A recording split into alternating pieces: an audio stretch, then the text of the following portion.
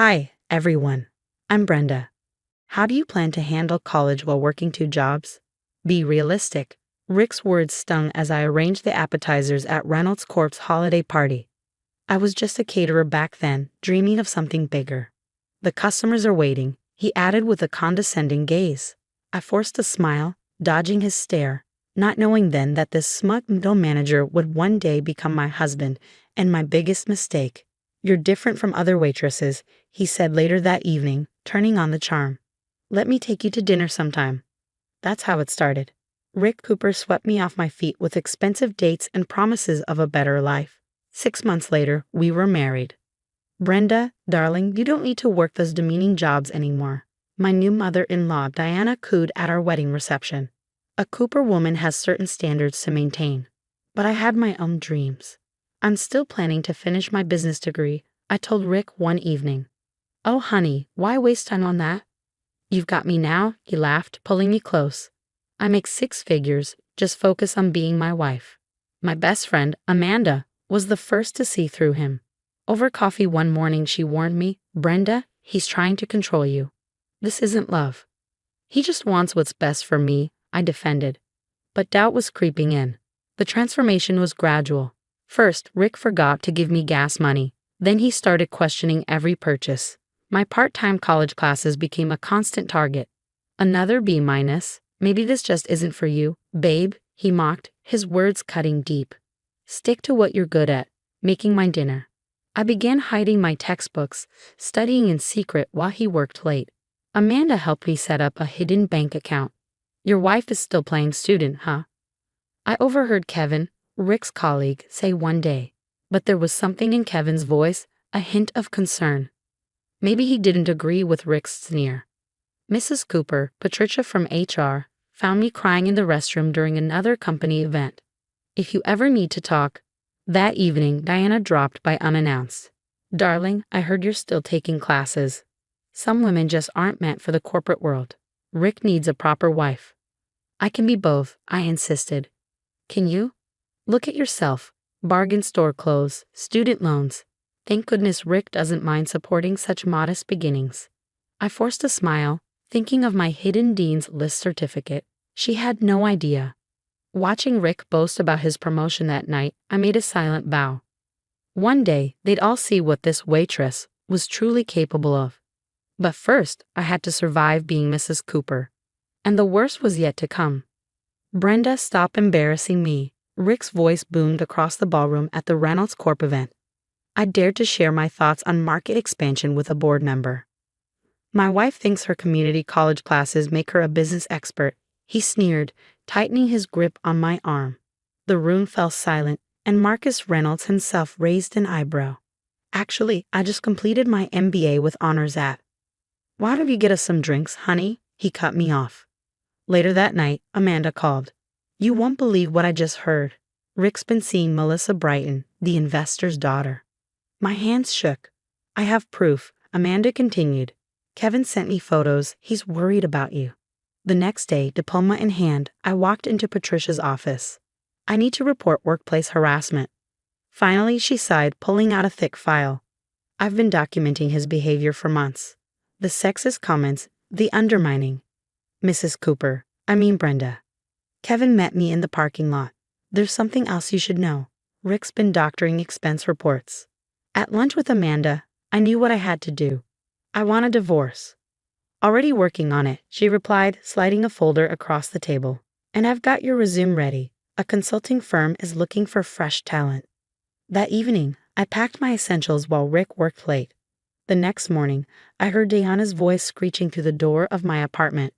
What do you mean she's gone? Richard, fix this. A Cooper doesn't get divorced. But I was done fixing things. My interview at Summit Consulting was a revelation.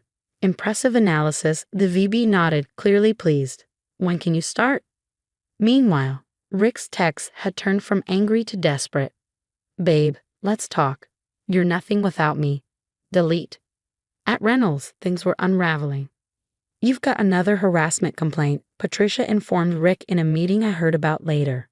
The board is concerned. My first project at Summit was to revamp a failing tech division. When the CEO personally congratulated me, it felt surreal. Your wife is making quite a name for herself, Kevin later told Rick. Ex-wife, I corrected, walking past their office with my new team in tow. Diana cornered me at Starbucks. You ungrateful little gold digger, after everything we gave you. You gave me motivation, I replied with a smile, sipping my latte. Thanks for that. The divorce papers arrived the same day as my first executive bonus. As I signed them, an email popped up, an invitation to interview for a director position. Rick sent one last email too. I heard about your promotion. Maybe I was wrong about you. Can we talk? I clicked delete. From my new office, I had a view of the city, a team that respected me, and a voice that was finally heard. Breaking point? No, this was just the beginning. Later, Amanda raised her glass.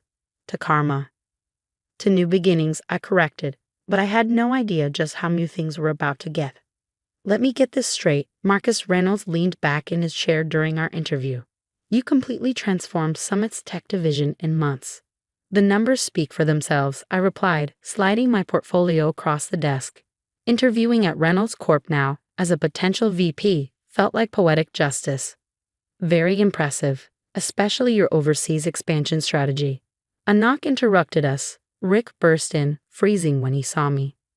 Cooper, we're in a meeting, Marcus frowned. I didn't know you were interviewing her. Your ex-wife's reputation precedes her. That'll be all. Outside, I heard Rick hissing into his phone. Mother, she's trying to get a VP position here. Do something. In the elevator, Kevin caught up with me. Watch your back, he warned.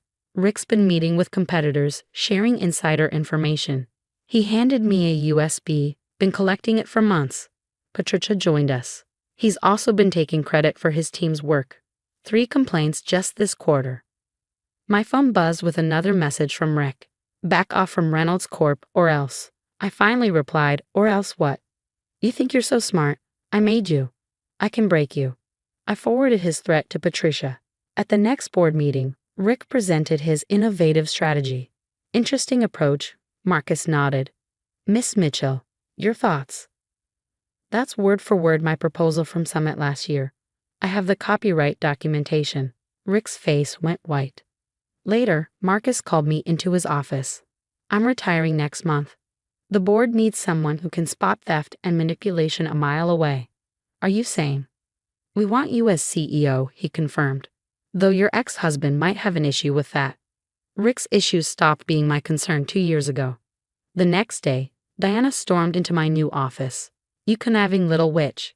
First you humiliate our family, and now this. Security, I pressed my intercom. Please escort Mrs. Cooper out. This isn't over, she screeched. Actually, it is.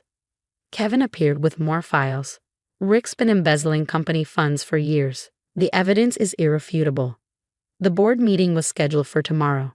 Rick had no idea his career at Reynolds Corp was about to end. He thought he'd broken me when I was serving appetizers at company parties. But instead, he'd given me an up-close view of everything that needed to change. My phone buzzed one last time. Brenda, please, we need to talk. I know I made mistakes. I switched off my phone and reviewed the termination papers on my desk. Tomorrow would be interesting. Ladies and gentlemen of the board. Marcus's voice echoed through the boardroom. Please welcome your new CEO, Brenda Mitchell. This is ridiculous. Rick shot up from his seat. She was a waitress. She served us drinks in this very room, and now she's supposed to be CEO. She'll be serving you your termination papers, Marcus replied coolly. Security, please stay close. I took my place at the head of the table. As my first act as CEO, I'm announcing a full audit of all financial activities from the past 5 years. Rick's face turned ashen. You can't do this, he whispered. Oh really? Watch me.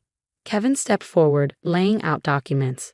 We've uncovered systematic embezzlement through falsified expense reports and josed vendor accounts, all leading back to you, Mr. Cooper. Patricia added, 3 more complaints filed just this quarter. At that moment, Diana burst through the doors. This is a conspiracy. My Richard would never. Mrs. Cooper, I interrupted, keeping my voice steady. This is a closed board meeting. Please exit before security removes you. You little peasant. After everything. 2 security guards stepped forward, escorting her out. Brenda, Rick's voice cracked. Baby, please, we can work this out. Remember how good we were together. I'm sorry about everything. I held up a hand. Save it. Two detectives entered, their presence casting a hush over the room. Richard Cooper, one of them announced, "You're under investigation for corporate fraud and embezzlement." Later that afternoon, I sat in my office, the CEO's office, signing a new set of documents. "Your termination papers, Mr. Cooper." I slid them across the desk. "Unless you prefer to resign." "You've ruined me," he muttered, unable to meet my eyes. "No, Rick, you ruined yourself. Your arrogance, your theft, your abuse, it all caught up with you. I'm just the messenger. You wouldn't be anything without me. I made you who you are." I let a small smile escape. "You did. You made me stronger. I'll give you that. Now get out of my office." As he slunk away, Kevin entered with yet another file in hand. The audit team found something else. Diana's been involved in real estate fraud using company funds. I didn't hesitate. Forward everything to the authorities. From my office window, I watched as Rick was escorted out, carrying a box of his belongings, his expression hollow. In the parking lot, Diana was visibly breaking down as reporters surrounded her. Later that evening, I called an all-hands meeting. "Changes are coming to Reynolds Corp," I began. "We're implementing full transparency, merit-based promotions, and a zero-tolerance policy for harassment. The Old Boys Club is officially closed." Patricia's grin was infectious, and I saw a wave of relief cross Kevin's face. The next morning's headlines read, "Reynolds Corp names new CEO. From waitress to corporate chief." Right next to it, "Former executive faces federal charges, and prominent realtor under investigation." My phone buzzed one last time. "Rick again. I still love you. Please help me." Delete. Some people call it revenge. I call it justice.